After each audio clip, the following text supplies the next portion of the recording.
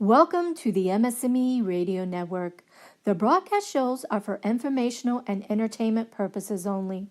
They are not designed to provide listeners with specific personal, medical, or counseling advice. Individuals with a medical issue should always consult their healthcare provider. MS&Me is not responsible for content of individual shows. The views expressed by show hosts or their guests are their own. Enjoy the show.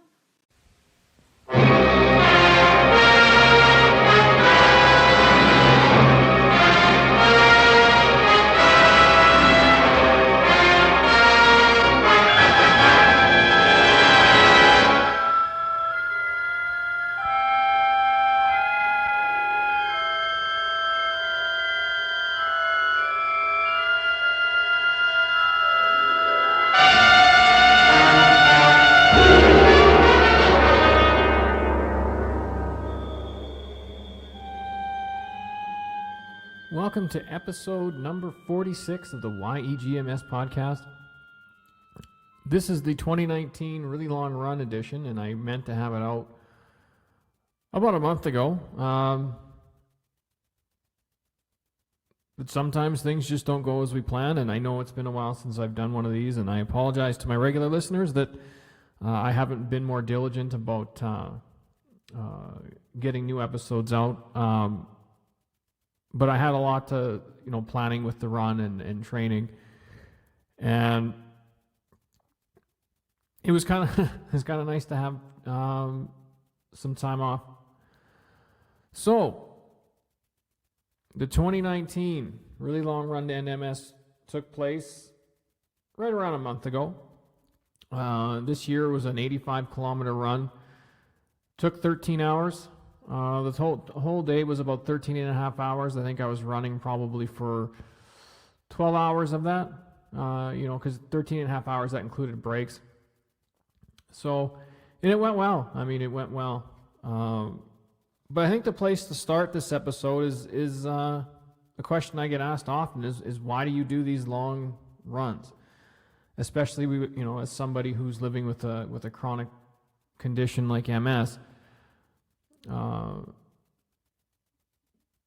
And also somebody who's not necessarily built as a runner.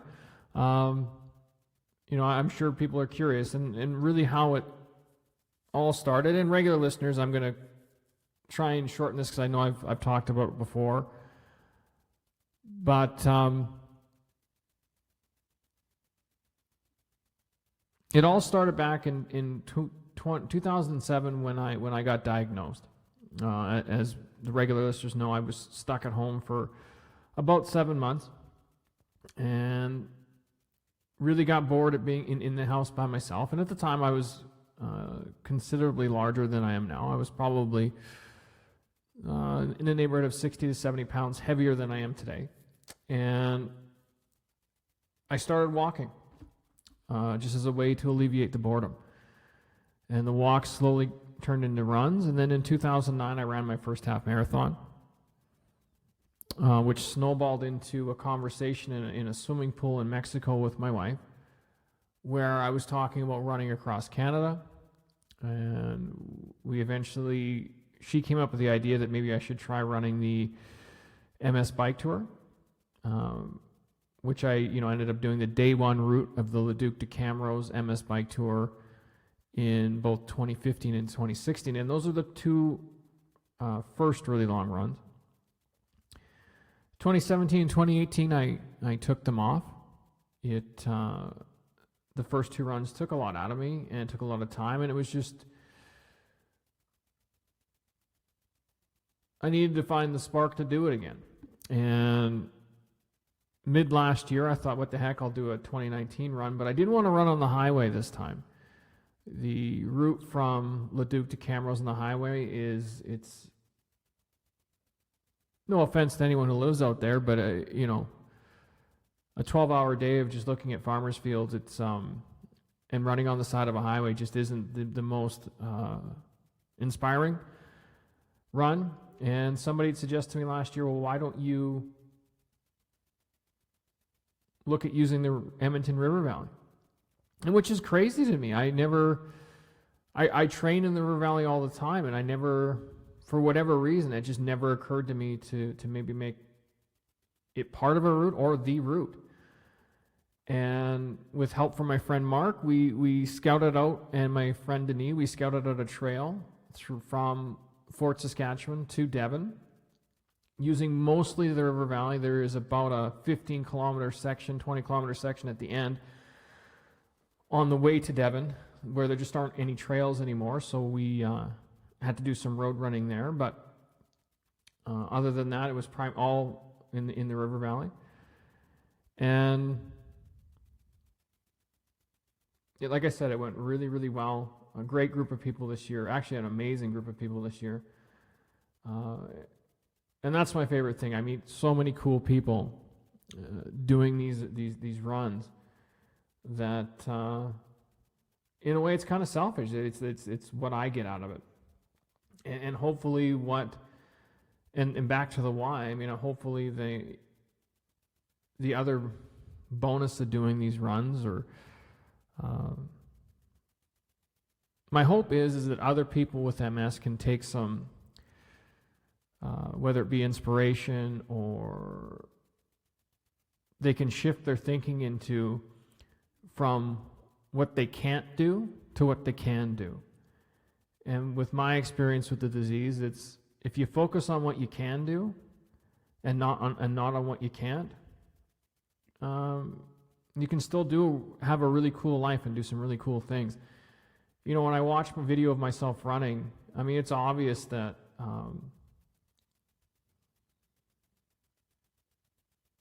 you know, the issues I have between my feet and that, and with my balance, I kind of have an awkward stride when I run, but I can still do it. And I did it for 85 kilometers. So, and I don't think anyone can take that away from me,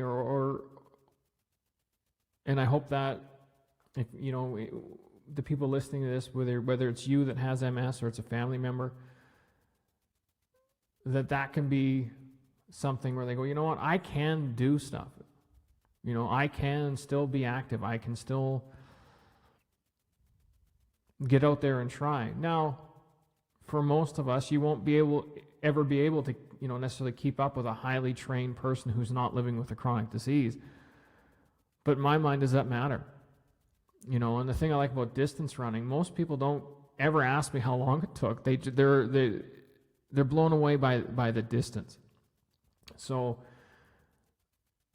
and it doesn't become a person with ability versus a person with disability kind of thing. It's like, holy cow, you ran all day from you know, and I ran through 3 different municipalities over the 85 kilometers. So that's why I do it. And you know, I get a lot of great stuff out of it myself. And most of it is just meeting really cool people that are willing to spend time out of their life with me to try and support people in our community. And that's the why. So, which brings me to the 2019 run. You know, unfortunately this year, I didn't have as much time to promote it as I have in the past. I mean, I have a very, very active 8-year-old and a very, very active 6-year-old. And just an active family life, and I just didn't have the time to do the promotion, you know, to really drive the donations as much as I have in the past. But this is also about awareness too. So we still raised almost $9,000 this year, which is, you know, I'm thrilled with. When I consider how much time I didn't have to put into the fundraising. But I actually enjoyed this run out of the 3 the most.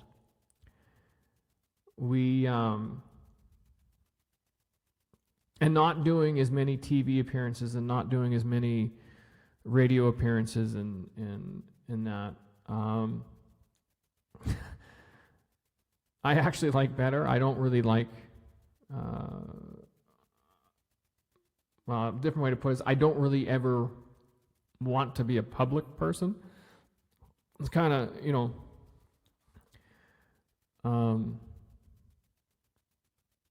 put it this way, when I'm at a party, I prefer to be one of the people in the background. It's always been my way. I'm an introvert by nature, so that part of it's not necessarily my favorite part. And what I found this year is I just enjoyed it. The day I enjoyed it a whole lot more. It was more mellow. It was more low key. It was just more it worked better with my personality.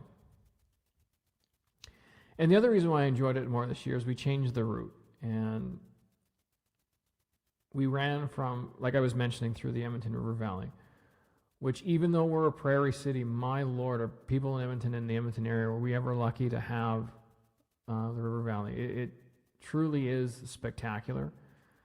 And you can really appreciate how spectacular it is when you either run or bike it from end to end. I mean, it really is incredible. All the park space, all the green space, the views of downtown. It is really phenomenal. And we're just so fortunate to have it. And running along that route versus running on the highway along farmers' fields and getting passed by cars and getting exhaust blown in your face, and rather than doing that, running for 80% of the run on public trails or in a river valley setting was just amazing. And we had some amazing people taking pictures as well, and they're on the own multiplesclerosis.com website. I would check them out just to check out the Edmonton River Valley. So if you're listening in Australia, or you're in the United States or Europe, or wherever you're listening to this, just have a look on the website and have a look at the pictures, because it really may change your point of view of what it might be like to live in a more northern Canadian city. Obviously we get winter, but I mean our summers can be pretty spectacular, and I think you'd be surprised at how lovely the river valley is. And I should, before I go any further, really mention some key people where honestly this run just could not have happened without their support, encouragement, and help. A really good friend of mine, Mark, really helped a lot with planning, with his experience running ultra marathons and doing the Death Race and Sinister 7 and some of the other events he's taken part in, and helping me find the trail. This would not have happened without his help. So Mark, thank you very much. The other really key person is my mom. We can call her the organizer to the stars. She made sure she organized all the volunteers. She got the shirts printed. And she even managed to get me a really cool surprise that I wasn't even prepared for, that really, really blew me away, but I'll get to that in a second. And I also have to mention my dad. He rode his bike the full 85 kilometers, probably going 5 or 6 kilometers an hour for 12 hours. He's 67, but he did the whole day, and I think he was pretty bored. I would be too. And helping him out on the bikes was my friend Denis, who we went to grade 7 together in 1988, the 1988-89 school year at St. Edmunds Junior High here in Edmonton, and it was just before I moved to Kamloops. And we lost track of each other for 30 years, and we connected on LinkedIn of all places probably a year ago, and maybe just over a year ago. And he's an avid cyclist, so he was on his bike all day, and so pretty spectacular. But let me take you through the day. If I kept thanking everyone, that's all this episode would be, is me thanking people that you've never heard of. So we got to Fort Saskatchewan probably at 10 to 5 in the morning. The Dow baseball fields. And if you're listening to this and if you're at a desktop computer, go to ownmultiplesclerosis.com and you can kind of follow through with the pictures. So we get to Fort Saskatchewan about 5:15 a.m. I've slept maybe 4 or 5 hours. I get pretty anxious the nights before this, and just because I just want to get going. So we get out to the Dow baseball fields. My friend Brendan, if you're looking at the pictures, he's the gentleman in blue on the very first picture.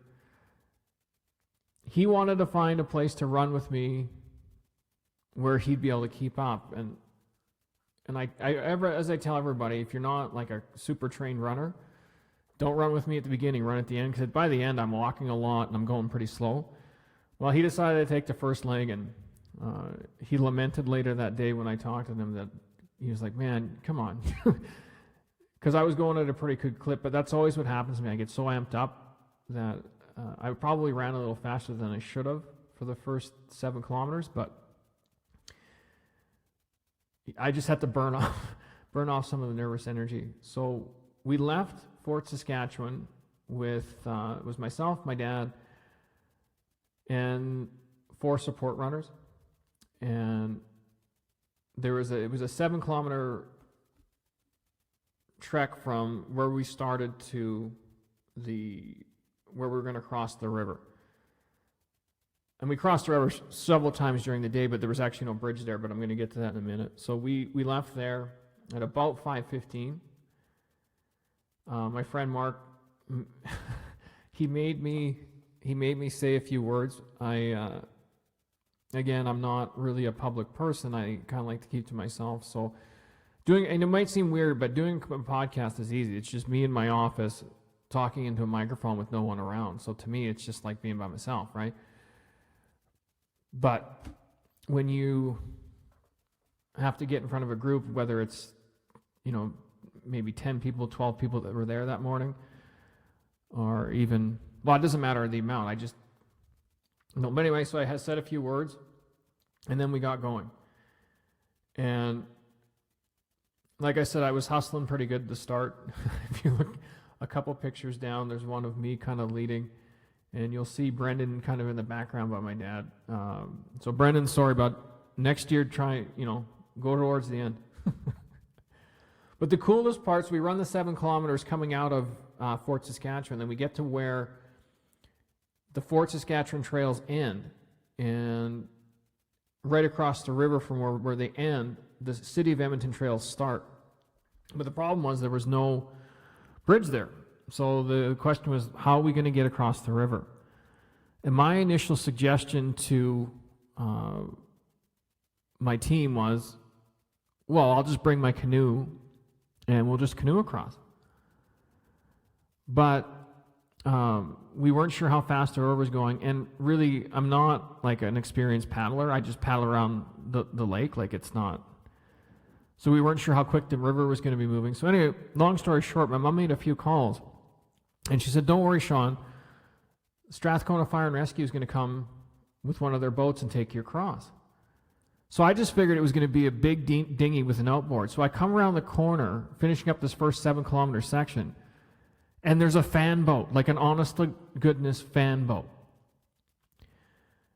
And I went from being a 42-year-old man to being 12 years old, like in a blink of an eye. I was so excited to get on that thing. Because seriously, I don't live on the bayou. I live in northern Alberta. How many times do you ever see a fan boat, let alone get to ride in one? So the fan boat, so we dropped off the 4 support runners, and we hopped in this fan boat, and the fan boat took myself, my dad, and his bike across the North Saskatchewan River. This is about 6 in the morning. And like I said, if you go to ownmultiplesclerosis.com, you can see the pictures of us crossing the river. So then we get to the other side. And once again, thank you to Strathcona Fire and Rescue for coming out. The boat ride was probably all of like 3 or 4 minutes long, if that. But it was so cool. Like, it was just one of those moments in life that I'll never forget. Me, my dad, his mountain bike, getting across the North Saskatchewan on a fan boat. It's just one of those moments I'll cherish on and I'll take with me as long as I live.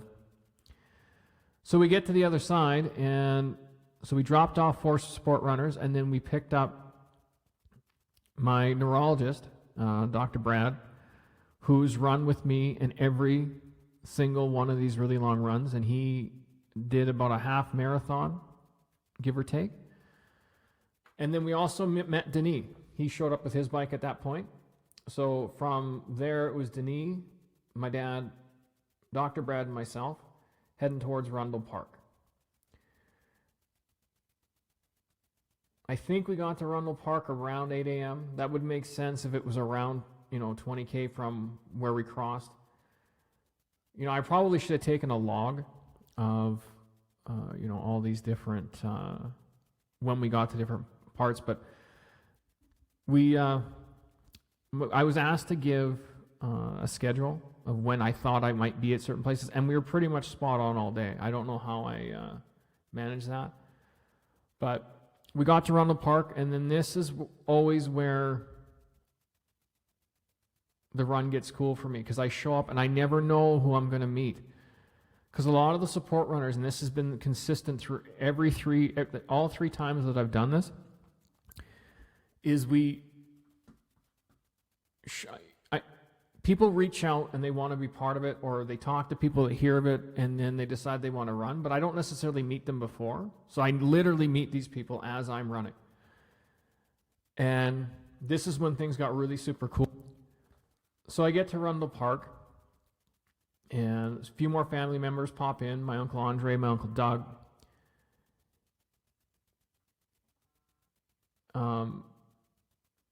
But then I meet another 1, 2, 3. I'm counting people in the picture right now. So we picked up another 1, 2, 3, 4, 5 runners at that point. And again, I met all of them for the first time. Well, no, sorry, one of them I'd met at Mark's house previously, but the other 4, the first time I'd ever met them was that morning. One of the gentlemen was actually somebody who listened to a radio interview that I had done, and he had called in and asked for contact info. So Tony, thanks for coming out, bud. It was great to have you along. And I think he went from Rundle to Terwilliger, so that's, 30 kilometers, something like that. So anyway, the support running crew was up to 2, 4, 6, so it was 7 of us leaving Rundle. Oh, sorry, Tony joined us a little bit later. So there was 6 of us leaving Rundle, and then we picked up Tony along the way. And if you look at the pictures on ownmultiplesclerosis.com, there's a really cool moment where there's a really cool place where there's a really, really, really good view of downtown Edmonton. And I wanted to stop and get a group shot, so we stopped. And just prior to that, Brenda, who I just met that morning, and we started chatting, and there's actually a picture of her and I chatting just below the group shot of the skyline. And as it turns out, Brenda trains ultramarathoners. And the group of people that I ran with that day, most of them were people who run ultramarathons and have done some of the big races. Where this run that I'm doing, we think 85K, that a lot of people think that sounds way long. Some of the stuff these guys do, with the elevation they do, it's insane compared to a relatively flat 85-kilometer run. Anyway, Brenda starts telling me about some of about her life and some of the challenges that she's had, and we're looking over downtown, and she just says to me, it's times like these, it's really important just to take a moment and appreciate where you are. And she was talking about mindfulness, and it was one of my favorite moments of the day. And it really set the tone for me for the rest of the day. Thank you, Brenda, for that. Just to take in and enjoy what I was doing, and not worry about time, and not worry about the organization, and not worry about the logistics and all. Just appreciate what I was doing, where I am, who I'm with, the fabulous opportunity that doing the run afforded me to meet these absolutely fantastic people. And, from Brenda to Darren taking the pictures to, Dr. Brad running along, it was just it was a special moment that really set it up for me for the rest of the day. So after we left that photo opportunity, we continued on towards Kinsman, and you'll see the new bridge in Edmonton as we passed it on our way into Kinsman there. We had a quick stop at Kinsman. We picked up Caitlin there. No, she was at the riverboat. Anyway, we picked up a few more, and we continued on towards Horlack Park. And at Horlack Park, we took another group shot, and you can see how, if you're looking at the pictures, you can see how the group grew during the day. But but before I get to the group shot at Horlack Park, that you'll see me lying on the ground, and that's my wife holding my hands. And what had happened there? So we're about a marathon in, give or take. It might be like 35, it might be 40, but it'd be roughly a marathon in. And my kids were at Horlack Park, and my son ran up to give me a hug, and I bent down to go on one knee to give him a hug, and one of my hamstrings just started to spasm. So I just kind of rolled over on my back. I was like, ah! And it was quite funny because and then my wife helped me up. We got over to where everybody was standing, and then we lined up, and she was working out, and I was like, kind of like, ah! As she was like working out this kink, but got her laughing pretty good. It got me laughing pretty good, and I think a few people around were chuckling pretty good, but there was also probably some people wondering, is this guy going to make it? But she worked it out. We were good. Had lunch at Horlack Park. And as you can see from the pictures, we picked up a bunch more people, including Kieran, who has run in every single really long run. And Kieran's funny. He always says he'll do 5 or 10, and then he doesn't leave. And he sets a personal best for distance every single time we've done this run. He's done a personal best for distance. And this year, he almost hit a marathon. He said he'd do 10, and then he almost hit a marathon. But see, Kieran's smart. Kieran always joins when I've run at least a marathon. So the pace starts to slow down. Usually by about 40, it starts to slow down. By 50, and by 60, it really slows down. It's a lot of walk, run. But the coolest part is coming out of Horlack Park. My kids wanted to cycle beside me, and you can see pictures of them on their bikes. And having them old enough to actually take part a little bit was just phenomenal for me. It was just a good feeling. There's some pictures of them on their bikes. Jonah's got his bike helmet on. He's running beside me. There's a really good shot of it's me, Jonah, Belle, and my dad from behind. And there's a really good picture of my wife and my dad. So anyway, just phenomenal. So we leave Horlack Park. And we're heading towards the Fort Edmonton Park and the John Jensen Nature Center, and we just get hammered with rain. And there's a picture, you can tell we're running quickly, and what that picture is, what it's of, is the shadow in the foreground. That's actually an overpass. So I don't know about everybody else, I'm running to get underneath that overpass because I'm getting just drenched. Then we come into the Fort Edmonton, and we get to the Fort Edmonton footbridge. The rain stops.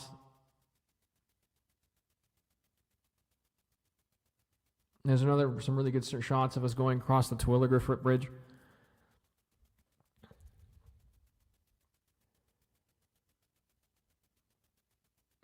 Sorry, I just kind of blanked out there for a second because I'm looking at these pictures and I'm smiling. So,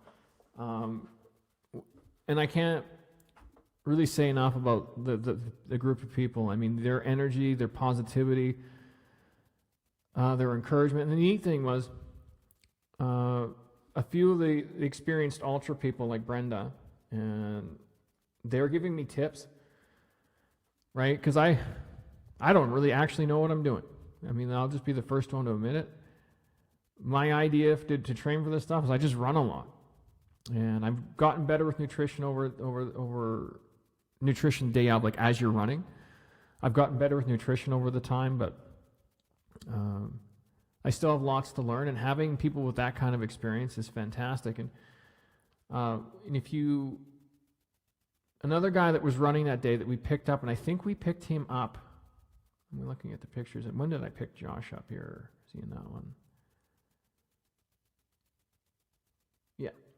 I think Josh started at Horlack. Is he in that picture? Yeah. So Josh started at Horlack, and Josh is actually doing a similar event in Hinton this year. And he's going to do a 90K run to raise money for the MS Society.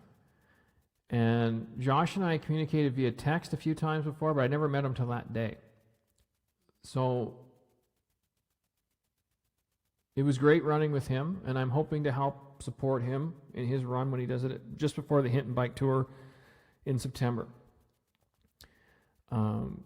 If you want more information about Josh's run, just reach out to me and I can get you in touch with him. And then when did we pick up Patricia? And a lot of people here in Edmonton know Patricia Jahufka. She is the MS Society ambassador.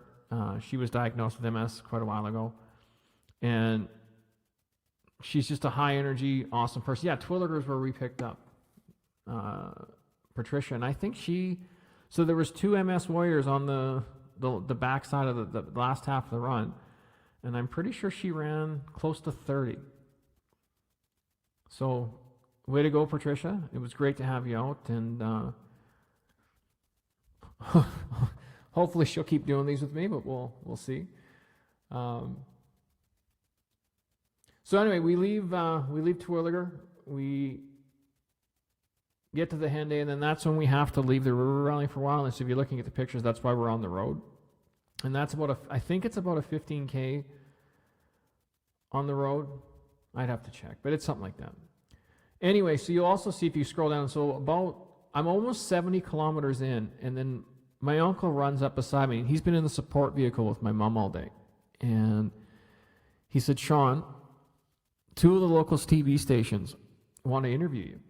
When would be a good time? And I'm like, well, I can't really stop, because if I stop now, it's it for me. I can't, I've only got 15 kilometers to go or wherever we were at. And so about 70K in, we could see the TV crew setting up way in the distance on the side of the road. There was a little pull-out. So I gave an interview, and I barely remember it. I was very, very tired at that point. So I hope it went all right. I actually haven't watched it, but. And about half an hour after we had the interview, we got to the Devon Garden, which was 7 kilometers left to go. And this is a really special part of the day for me, because my daughter, Belle, ran the final 7 kilometers with me. She's 8 years old. Now, she was lucky because, I was walking a lot. It was kind of a walk, run, run section of the day. But she stuck it out for the remaining 7K, and that was just it just filled my heart with joy.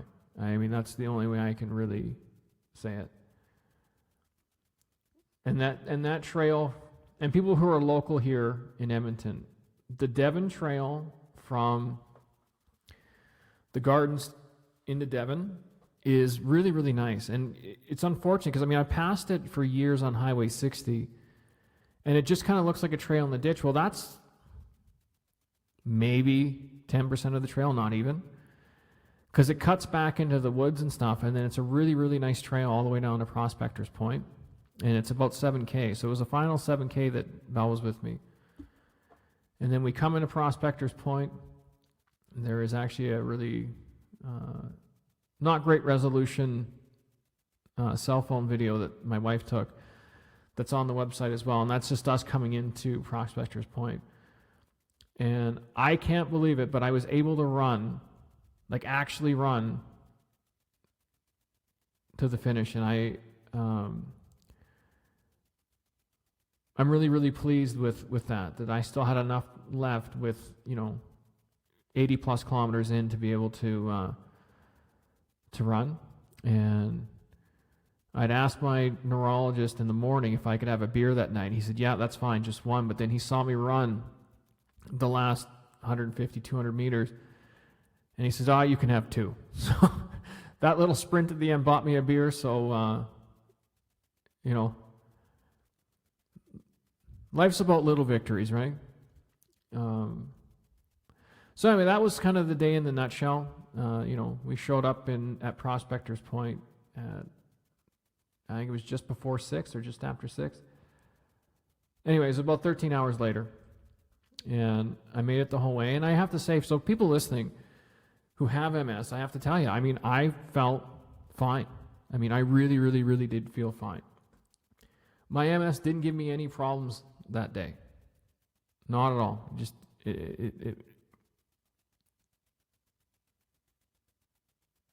So, I guess at the end of the day, if you're listening to this and if you have MS, exercise, clean diet.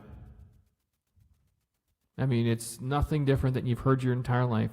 Eat your Brussels sprouts, exercise, right? Eat clean, live clean, and you may not be able to run, like I was saying earlier, at the pace or at the rate of a regular person, but you can still do it, and you'll feel better as a result. I'm going to be doing the really long run again in 2020 and in 2021. And my plan right now is to do the exact same route in 2020, roughly at the same time, so sometime in June. And then in 2021, I want to run from roughly parallel to the Parkway. So it's going to be about a 290 kilometer run. It'll take a few days. And that's in Jasper National Park. If anyone's interested in being part of either of those, reach out to me. I would love to hear from you. Anyways, we're winding down episode number 46. I am going to start doing more of these again. I kind of had my break, and I'm feeling good. Sounds like I have a guest lined up for the next one. I know I've said that in the past and it hasn't really happened, but it sounds like I have a guest lined up for the next one, which is great because I don't have to talk as much as somebody else talking. But as always, you can find me if you want to talk to me about anything, reach out to me for any reason at all, Sean@ownmultiplesclerosis.com. The website is ownmultiplesclerosis.com. You can find the YEG MS podcast pretty much anywhere podcasts are, well, not sold, but anywhere, wherever they're downloaded. Because it's on Stitcher Radio, iTunes, Spotify, Podcast One, YouTube, SoundCloud. Depending on how you consume your podcast, you'll be able to find it. So please reach out. I can be found at MS Long Run on Twitter and MS Long Run on Instagram. I will confess I'm not a huge social media person, so don't expect a ton of updates from those, but I do update. I will post things periodically. And I hope everyone out there is having a great summer. And if you're thinking about getting active, do it. Just go slow, and as you're feeling better, crank it up. You can do it. There's no reason why you can't. So with that, I'll leave you. Have a good one, and we'll talk to you soon.